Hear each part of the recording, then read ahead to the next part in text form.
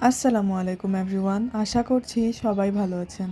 আজকের রাতের খাবারে প্রথমেই ছিল গরম গরম ধোয়া ওঠা খিচুড়ি, সাথে ছিল বেগুন ভাজা, আর নিয়েছিলাম প্রাণের আমের আচার, সাথে ছিল সালাদ আর লেবু। খিচুড়ির সাথে কিন্তু বেগুন ভাজাটা মাস্ট লাগবেই। গরম গরম খিচুড়ির সাথে এরকম বেগুন ভাজা দিয়ে খেতে কিন্তু দারুণ লাগে। আর সাথে যদি আচার হয় তাহলে তো আর কথাই নেই। এই খিচুড়িটা মটরশুঁটি দিয়ে রান্না করা হয়েছিল, খেতে খুবই দারুণ ছিল। এরপর ছিল গরম গরম গরুর মাংস। গরুর মাংসটা আলু দিয়ে রান্না করা হয়েছিল। আমি বেছে বেছে আমার পছন্দের পিসগুলো নিয়ে নিয়েছি।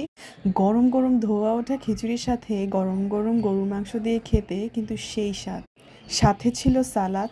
সালাদটাও টমেটো, শসা, পেঁয়াজ, মরিচ দিয়ে করা হয়েছিল, যেটা দিয়ে খেতে খুবই মজা লাগছিল। এই তেলের পিসটা আমার খুবই ভালো লাগে খেতে।